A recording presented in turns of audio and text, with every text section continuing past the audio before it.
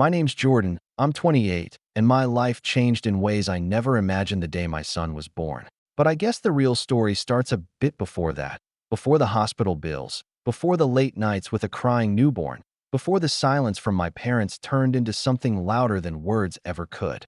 It started with a conversation in their kitchen, right under the humming LED lights they'd recently installed. The same day, I came to them hoping, not for money, but just for understanding.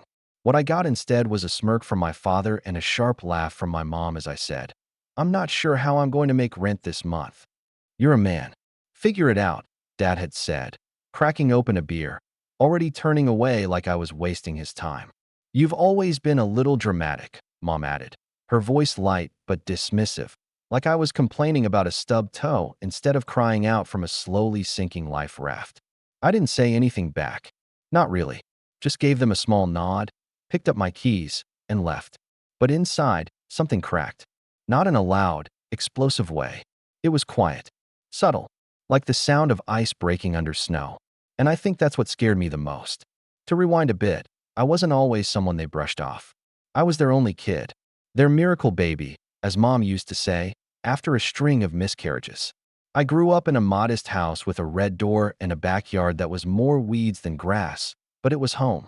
They were the kind of parents who were proud when I scored goals in soccer, who cheered loudest at my high school graduation.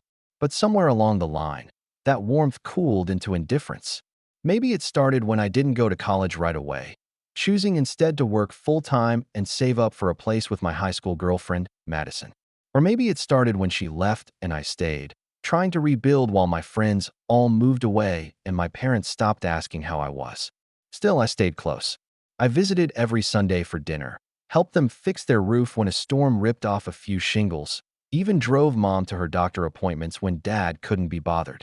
I guess I thought maybe they'd come back around, that the people who once held me when I cried wouldn't one day laugh when I said I needed help. I didn't tell them when Ava got pregnant. Part of me was still trying to figure out if I was ready for fatherhood. Part of me already knew the answer, but couldn't say it out loud. And a bigger part of me knew they wouldn't care. I was living in a one-bedroom apartment above a bakery when Ava went into labor. She didn't want me in the delivery room. It had been a messy breakup, and even though I'd promised to be there for the baby, she didn't trust me yet. That hurt, more than I'd expected. I spent the night pacing outside in the hospital parking lot, hands in my jacket, watching couples walk in together and come out 3 days later holding newborns in car seats like trophies. I remember whispering to myself, "You're going to do this, no matter what." 3 days later, I held Eli for the first time. He was small, smaller than I expected, wrinkly, red-faced, and screaming his lungs out. But in that moment, I didn't hear a sound. It was like the world paused. And for once, I didn't feel alone. I didn't feel like a failure. I felt like someone's dad. I brought him home a week later. Ava and I had made arrangements. She needed time to focus on school, and I'd take care of Eli full-time. I was working nights at a gas station, barely scraping by. Diapers, formula, wipes, it added up fast. I'd stopped sleeping more than a few hours a night. I looked like a ghost in the mirror, eyes hollow and skin pale. But every time Eli wrapped his tiny fingers around mine, it was worth it. Still, reality hit hard. I missed rent once, then nearly twice. My landlord gave me a warning. I started selling off stuff. My old guitar, my PS5, even a watch my grandpa gave me before he passed. And when I realized I still couldn't make it work, I did something I hadn't done in years. I asked for help. That's how I ended up in their kitchen, humiliated and desperate, just trying to find a lifeline.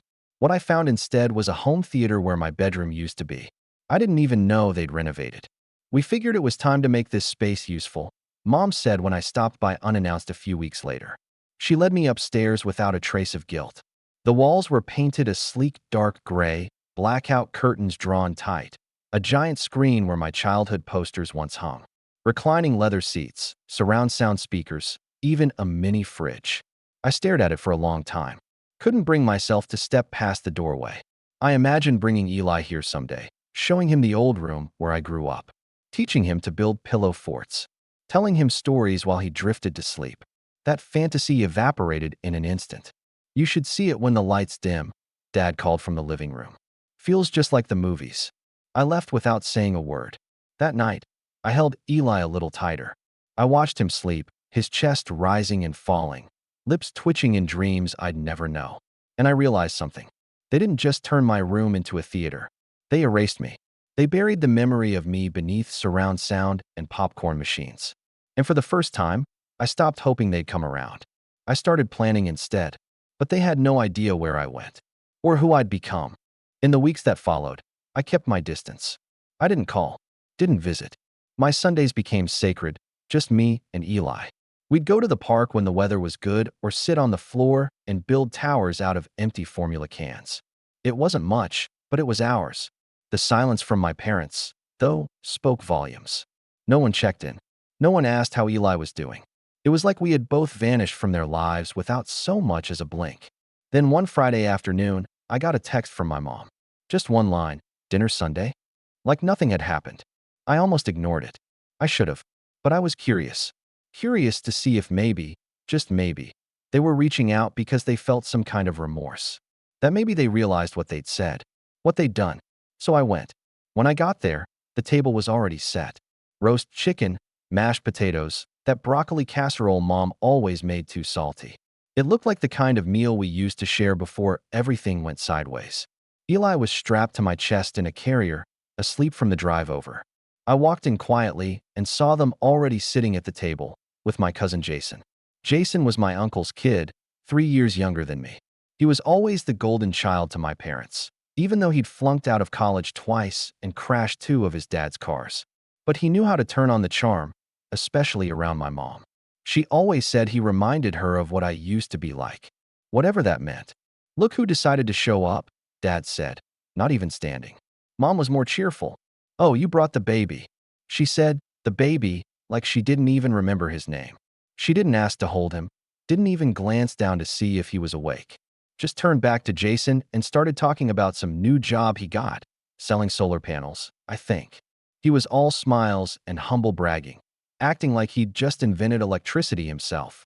They talked for nearly an hour before my dad turned to me and said, "So, still working nights at that gas station?" I nodded. "Yeah, it's steady for now." Jason jumped in. "Man, that sounds brutal. What do you do with the kid during your shift?" I kept my voice calm. "I take him with me sometimes. And when I can't, I've got a neighbor who helps." Mom made a face.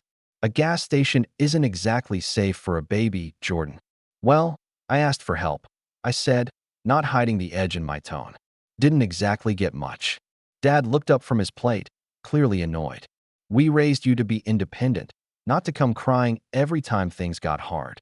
Jason, to his credit, looked uncomfortable. "Maybe I should." "No," Mom said sharply. "You're fine, sweetie. Jordan just gets like this sometimes." Like this. I didn't even know what that meant anymore.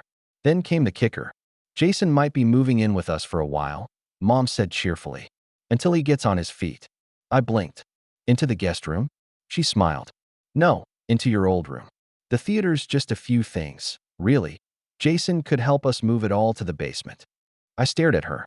"So, you want to undo the theater to make room for him?" "It's not undoing anything," she said, brushing it off. "He just needs a little stability. He's family." I couldn't speak. Couldn't even process it.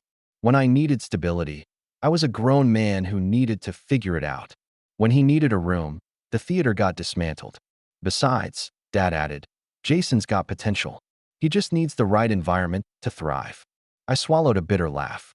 "Of course." Jason stood up. "I think I should really go. Don't want to cause any tension." "You're not," Mom said, shooting me a glare. He looked at me and muttered, "Sorry, man," before leaving. Once he was gone, Mom sighed dramatically. "You didn't have to make it so awkward." "Let me get this straight," I said, my voice low but steady. "You won't help me and your grandson when I'm drowning. But you're bending over backward to house Jason. Because he has potential? Don't turn this into something it's not," Dad snapped. "You made it clear where I stand. You've been making it clear for years." They didn't respond. Just looked at me like I was the problem. Like I was being ungrateful. Like I was some bitter outsider. I left without finishing dinner. After that night, I stopped replying to their texts. I stopped updating them on Eli. I even blocked their numbers for a while, just to give myself space. But I still heard things, from my aunt, from old neighbors. I heard that Jason moved in, that they helped him buy a used car, that Mom was bragging at church about how proud she was of her boys. Plural. Apparently, I no longer counted.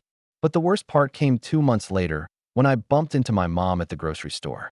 Eli was in the cart, giggling as he grabbed at cereal boxes. She looked surprised to see me, and even more surprised to see how well Eli was doing. "He's getting big," she said, touching his cheek like she had a right to. I didn't say anything. She looked me up and down. "You look different. Are you eating okay?" I didn't answer that either. Then she leaned in, lowered her voice, and said something I'll never forget. "You know, if you had just been more grateful, we could have helped you.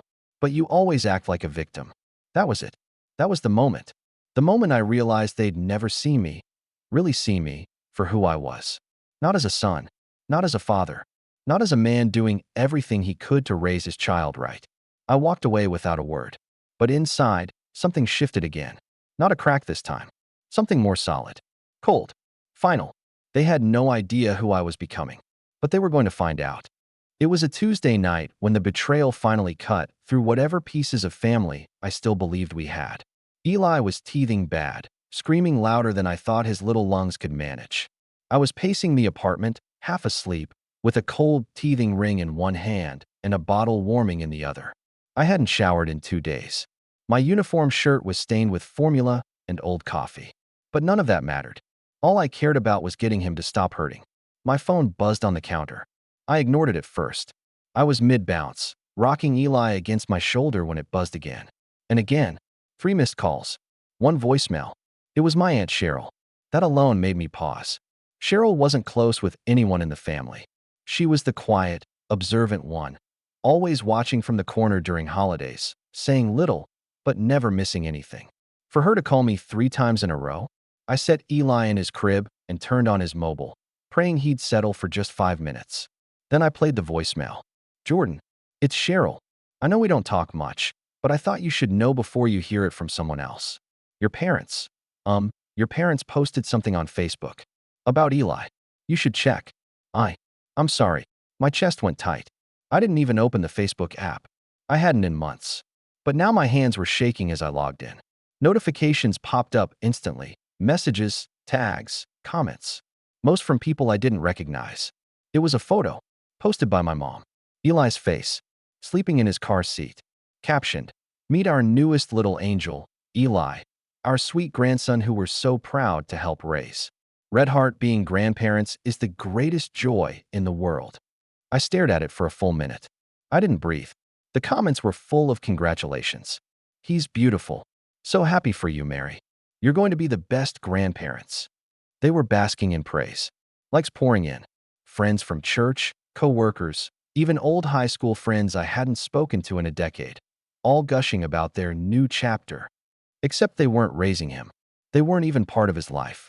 They hadn't changed a diaper, hadn't held him when he had a fever, hadn't bought a single box of wipes. I opened the photo again and zoomed in. It had been taken at the park. That one day I'd taken Eli to the duck pond in his little sun hat, thinking we'd finally enjoy some fresh air. I remembered now, I saw my mom that day, across the park, walking with a friend. I turned away, not in the mood for small talk. I never thought she'd sneak a photo. But she had. She took it without asking, posted it without permission. And now she was parading my son around like a trophy, like a symbol of her maternal success. It felt like someone had grabbed my ribs and twisted. I scrolled through the comments again, each one adding another ounce of weight on my chest. Then I saw one that made me stop cold. It was from Jason. "Can't wait to help babysit again this weekend. He's such a chill kid." Again? My mind spun. What was he talking about? There was no again. They'd never watched Eli. And then the pieces started snapping together, fast and sharp like breaking glass. I'd started a new shift last week. Left Eli with my neighbor, Carrie, who'd agreed to watch him 2 nights a week for a little cash under the table. She was older, kind, and quiet. Lived 2 doors down with her cats. I trusted her. But she told me her sister would be visiting from out of town for a week and offered to leave Eli with someone else she trusted for just one of the nights. Just one. She said she'd stay there too, that it'd be safe. She didn't say who. My mouth went dry. I called her. "Carrie, hey. Sorry, it's late. Just a quick question. That night last week, when your sister was in town, where was Eli staying?" "Oh, with my friend Lynn's place. She and her daughter helped watch him." "Why? Everything okay?" I tried to breathe. Did anyone else stop by? Like my parents? Or a guy named Jason? Oh, well, yeah. Your mom stopped in, actually. She said she missed Eli. Lynn said she seemed sweet, so she let her hold him. I didn't think it'd be a problem. What? I barely remember ending the call.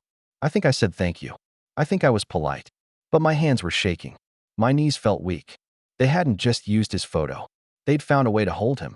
Without my knowledge. Without my consent. They crossed a line that wasn't just about boundaries. They broke trust. They stole moments. Stole my moments. I sat on the floor and stared at the wall for what felt like an hour. Eli was snoring softly in the next room, unaware of any of it. Oblivious. Innocent. And I hated that they'd touched him. Not because they were dangerous, but because they weren't entitled. They had no right. And yet, somehow, they believed they did. That was the emotional switch. The moment the hurt calcified into something colder.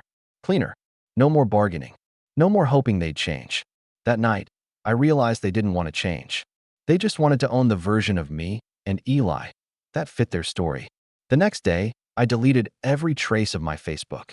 I pulled every photo of Eli offline. I blocked everyone who liked that post.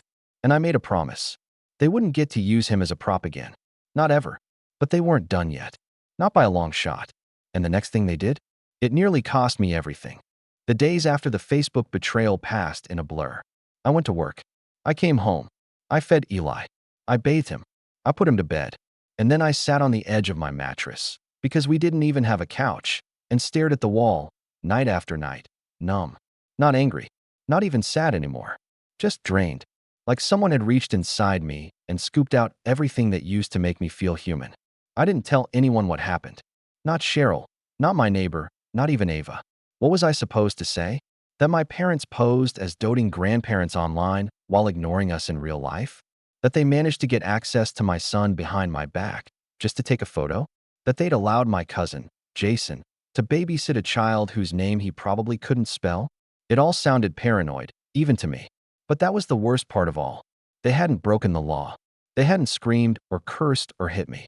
What they'd done was subtle, quiet, a million little cuts hidden behind smiles, and just trying to help. And when you try to explain that kind of hurt to someone, you sound ungrateful, bitter, crazy. I remember one night, maybe 2 weeks after the photo incident, when Eli wouldn't stop crying. He had a rash on his neck, his skin was warm, and I couldn't tell if it was just teething again or something worse. I didn't have money for a doctor's visit, not until payday. I was already behind on rent. My landlord had called twice that week, his voice getting shorter each time. I sat in the bathroom, Eli wailing against my chest, and I whispered over and over, "It's okay, it's okay." But I wasn't saying it to him. I was saying it to myself, trying to convince myself that this wasn't what failure looked like. When he finally fell asleep in my arms, I stayed there for hours, not daring to move. The floor was cold. My back was screaming. But I remember looking at myself in the mirror across from the tub. My eyes were hollow, my skin pale. There was a stubble-covered stranger staring back at me. A man who looked twice his age. That was my rock bottom. Not a screaming match. Not some explosive blow-up. Just a quiet, sleepless night in a cracked tile bathroom with no heat, holding my sick baby, wondering if I was going to make it through the month. And the worst part? I thought about calling them. I actually stared at my mom's contact for almost 20 minutes. I told myself it would just be for Eli, not for me. That maybe if I framed it right, kept my voice calm, used the right words, they'd offer something. A ride to the clinic. A bag of groceries. Anything. But then I remembered her face in the grocery store. You always act like a victim. I closed the phone and turned it off. That night, I didn't sleep at all. Not because of Eli. He was out cold. But because something inside me had finally shifted for good. I stopped hoping they'd change. I stopped waiting for them to love me the way I needed. And I started planning. Not revenge. Not at first. Just distance. I made a list. It was crude, scratched onto the back of a junk mail envelope. But it was a list of everything I needed to break free. A better job. Childcare I could trust. A new place. Any place. With more than one room. And maybe, just maybe, school. Something remote. Something flexible. I'd always been good with computers. I just never thought I had time. It felt impossible. But I didn't tear up the list. I folded it and tucked it under the crib. The next morning, I called a local community center that offered free parenting workshops and resources. I didn't tell anyone. I just showed up. Eli on my hip, circles under my eyes, anxiety simmering in my chest like acid. The receptionist smiled at me. "You here for the 10 a.m. single dads group?" I hesitated. Then I nodded. She handed me a pamphlet and said, "You're not the only one. Not even close." That was the first time I cried in public. Not loud. Just a few tears as I sat in a circle with 5 other guys, all with babies in strollers or asleep on their chests. We talked about sleep schedules, feeding routines, how to budget on minimum wage, and how to survive being told you weren't enough. And slowly, something inside me started to wake back up. I wasn't alone. I wasn't broken. I was just rebuilding. And this time, I wasn't building anything for them. I was building something for us. Me and Eli. But of course, when people sense you pulling away, they panic. And that's when my parents did something I never saw coming. They filed for grandparents' visitation rights. Claimed I was unstable. Claimed I was keeping Eli from them out of spite. Claimed they were just trying to stay in his life. And suddenly, my rock bottom had a basement. Because now they were coming for him. I remember the moment the court papers landed on my doormat. A plain white envelope with my name typed neatly on the front. No return address. No warning.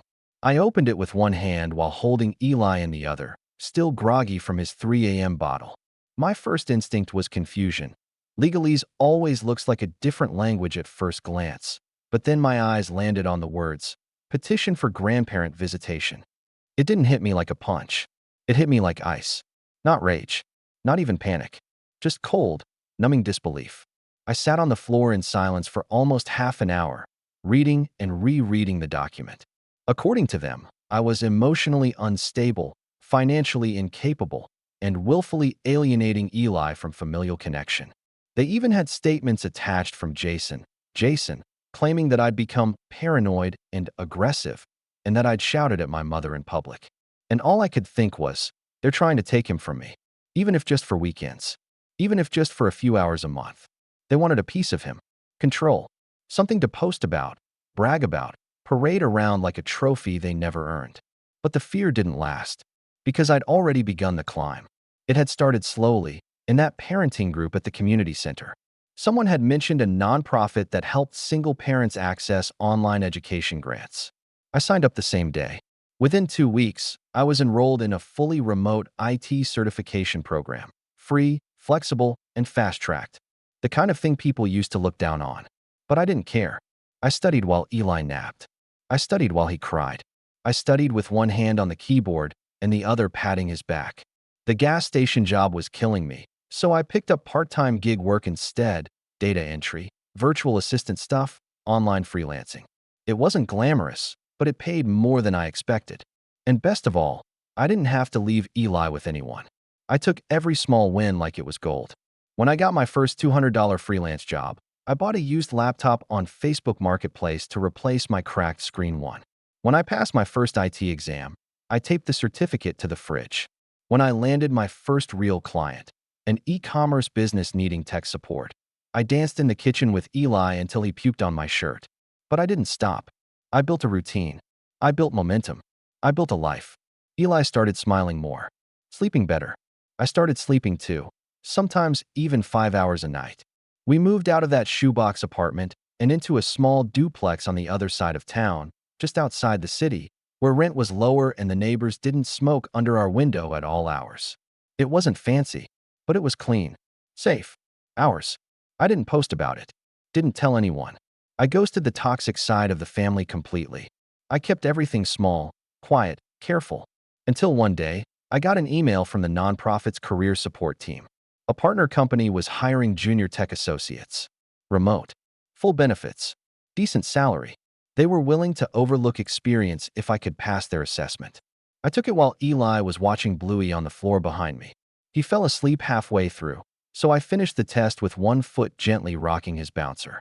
I passed. The job paid 3 times what I'd made at the gas station. I nearly dropped the phone when the recruiter told me. My first paycheck came 2 weeks later. I paid all my bills early. Then I opened a savings account. For the first time in years, I wasn't choosing between formula or rent. I was choosing which brand of diapers I liked more. And that's when I started to fight back. I didn't hire a lawyer at first. I couldn't afford a fancy one. but I found a family law clinic through the same nonprofit. They connected me with a pro bono attorney named Miriam, who had a stern voice and kind eyes, and didn't flinch once when I handed her the court petition. "They don't have a case," she said after reviewing the documents. "But that won't stop them from trying." She helped me gather everything: texts, emails, that Facebook post, even a written statement from Cheryl. Carrie wrote one too, confirming how my parents had manipulated their way into holding Eli. We built a file, brick by brick. At the same time, I rebuilt myself.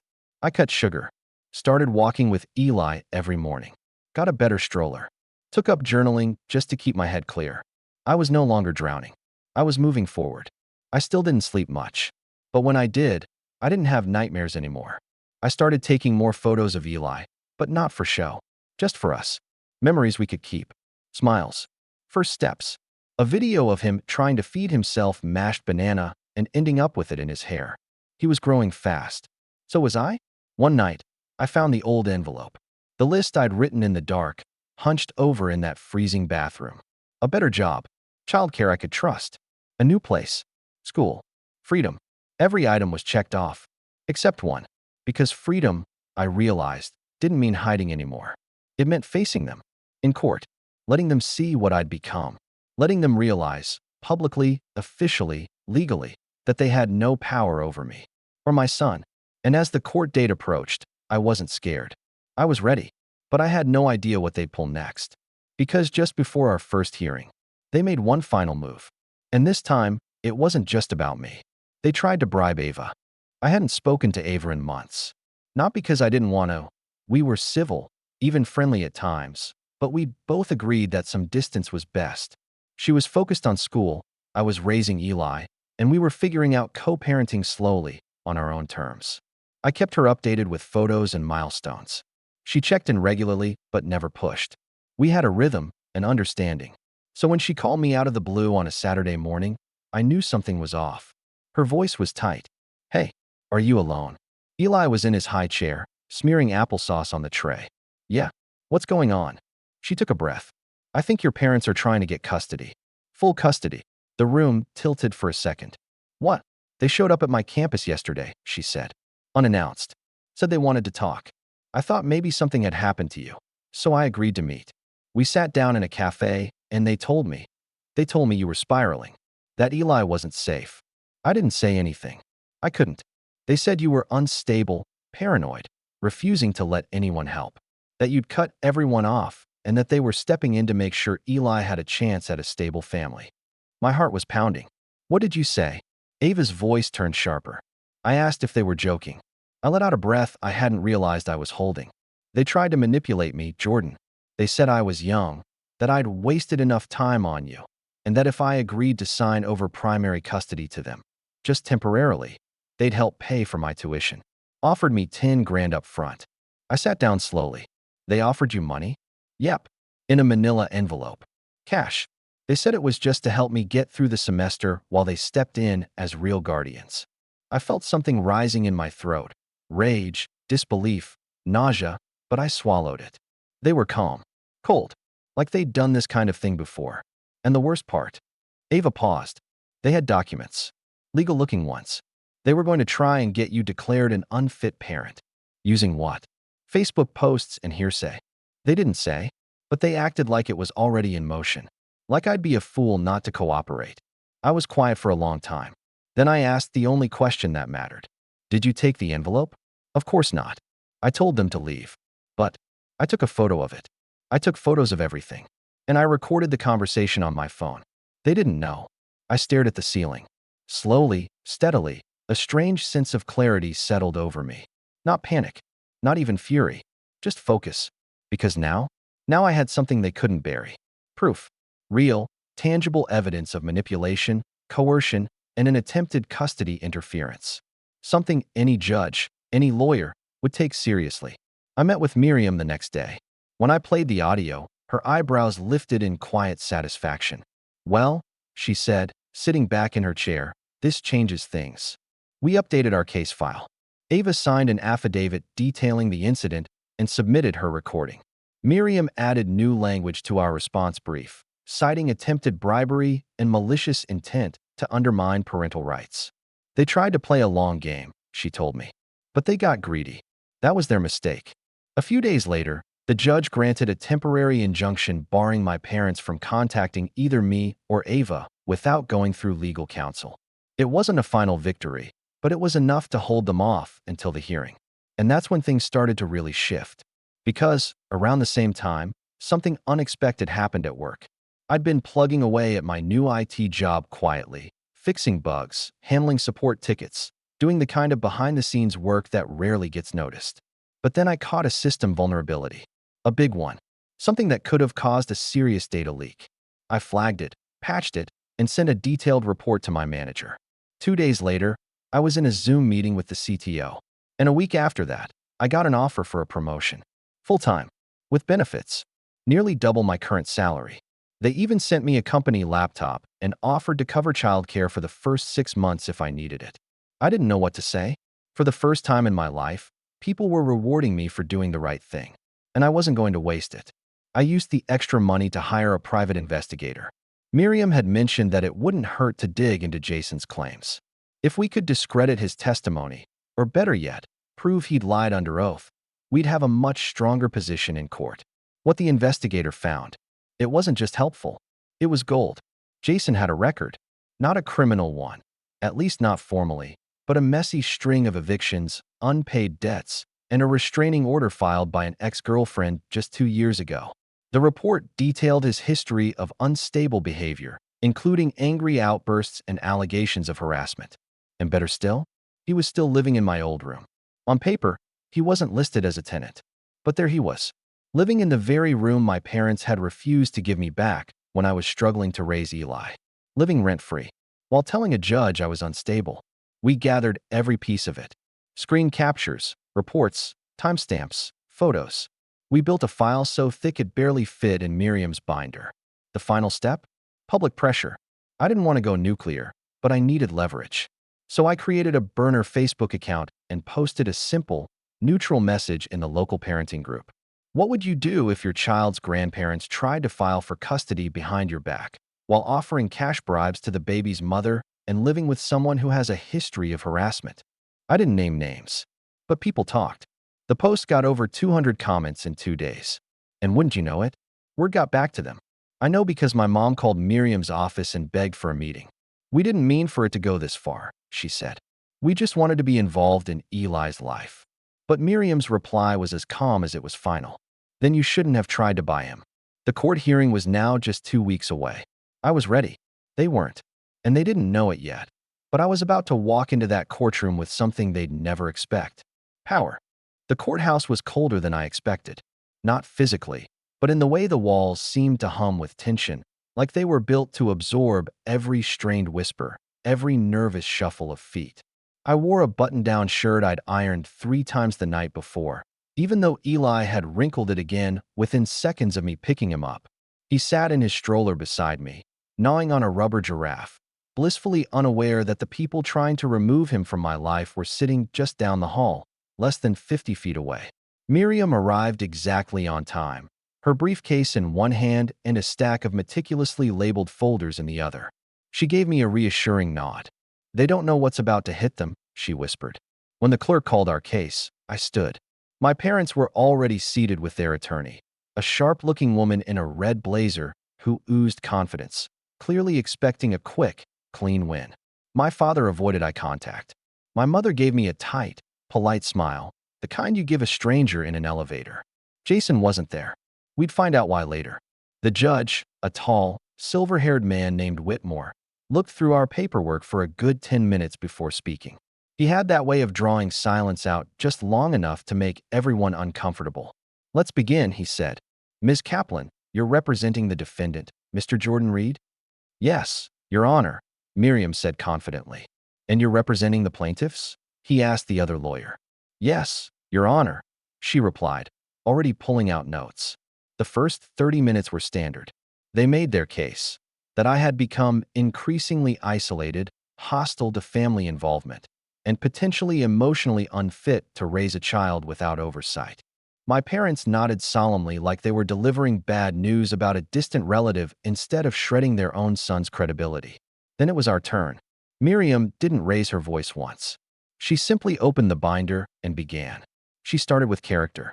She had letters, one from my pediatrician praising my attentiveness, one from my neighbor Carrie affirming my consistency and dedication, one from Ava herself. Then she showed financial stability, my pay stubs, the promotion letter, the childcare assistance. Then came the Facebook post, the photo of Eli, the fake narrative, the manipulation. The judge raised his eyebrows, but didn't interrupt. And then, the recording. We played the audio of my mother calmly offering Ava money to sign away temporary custody. The courtroom went still. The words hung in the air like smoke. $10,000 up front. I think we can all agree he's not ready. This is what's best for the baby. I didn't look at them while it played. I didn't need to. When it ended, Miriam let the silence speak for itself. Then, as the cherry on top, she submitted Jason's file. The restraining order, the unpaid debts, the history of erratic behavior. Your Honor, she said, the plaintiffs have misrepresented their intentions and their character at every turn. They have attempted to undermine my client with false accusations, and they have sought to exploit the mother of this child with financial coercion. We're not here because they're concerned for Eli's welfare. We're here because they want control. And that is not a legal right, it is an entitlement. One that ends today. For the first time, I looked over. My mother's hands were shaking.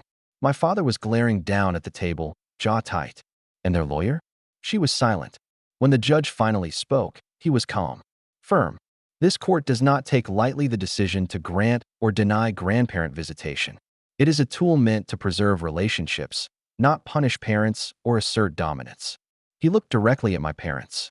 Based on the evidence presented, including the recorded attempt to circumvent parental rights, I find this petition not only inappropriate, but harmful in intent. He turned to me. Mr. Reed, full custody remains with you. You are, in this court's view, a responsible and capable parent. I didn't breathe until the gavel came down. And then, I exhaled. It was over. But I wasn't done. Not yet. Because I'd learned something in that courtroom, something that had been growing inside me ever since I sat on that cold bathroom floor all those months ago. Power isn't about anger. It's about control. Control of the narrative, of your choices, of who gets to matter in your life. So I stood up, walked over to them calmly, and said something I'd rehearsed 100 times but never actually thought I'd get to say. You've taught me a lot, but not in the way you think. You taught me what kind of parent not to be, what kind of person I'll never become. My mother opened her mouth. I raised my hand. I don't need your apology, and Eli doesn't need your presence. From this point on, you are strangers to us, and strangers don't get updates. They don't get visits. They don't get photos. I leaned in slightly. You had your chance to be family. You used it to lie. Then I turned and walked away. They didn't follow. They didn't call. And when we stepped out of that courthouse, Eli still in his stroller, giggling at the pigeons in the courtyard, I realized. This wasn't just revenge. This was freedom, and it had never looked better. In the weeks after the hearing, the silence from my parents was deafening. Not a call, not a text, no birthday card for Eli when he turned 1, no happy holidays message, nothing. And that, in a way, was louder than anything they could have said, because I knew what it meant. Their world was unraveling, and they were trying to pretend it wasn't. Jason, who had so confidently submitted his statement to the court, vanished. Word got around that he left town quietly, maybe to avoid being dragged into legal trouble of his own. I heard from Cheryl, who still talked to some extended family, that my parents were now deeply embarrassed and had told everyone that they'd withdrawn the case for the sake of peace. But no one was buying it, especially not after the local parenting group post made its rounds and people started piecing things together. Their reputations, especially in their tightly knit community and church circle, took a hit. Not because I went around dragging their names through the mud. I didn't need to. The truth just floated there in the open, unignorable. The kind, doting grandparents had become a cautionary tale whispered between neighbors and friends over coffee and casseroles. It got worse for them, though, because after the case, Ava formally modified our custody agreement. She named me as Eli's sole legal guardian until further notice, with full decision-making authority. It was her way of protecting us both, not just from legal threats, but from manipulation. It meant that even if my parents tried something again in the future, they'd have to go through me, not her. Then I made one final move. I contacted my old landlord, the one who had ignored repairs, jacked up rent, and nearly evicted me when I couldn't keep up. I let him know, politely, that I was now in a financial position to take him to court for multiple lease violations from when Eli and I lived there. Unsafe conditions, lack of heating, pest problems. Things I had let slide when I was too tired to fight. It wasn't about the money. It was about the message. I'm not that same man anymore. I didn't recognize the version of myself from 6 months ago. That man was drowning, desperate, hanging on by a thread. But now I was steady, focused, capable. Not because I'd found some miracle, but because I'd built something, slowly, painfully, from the ruins. Eli started talking more. First with mumbled gibberish, then with real words. One morning, I was brushing my teeth and he toddled into the bathroom, arms raised, and said something that stopped me cold. Dada? Happy. I looked at him in the mirror, toothpaste halfway down my chin, and realized. I really was. One day, maybe I'll tell him the whole story. Maybe not. Maybe I'll just raise him to know his worth, to know love doesn't come with strings, and that silence, when it's chosen, can be the loudest form of strength. And as for my parents, they still live in that house with the red door and the home theater they once bragged about. Only now, there's no audience left, and the projector's burned out. Because you don't get to rewrite someone else's story once they've taken the pen back.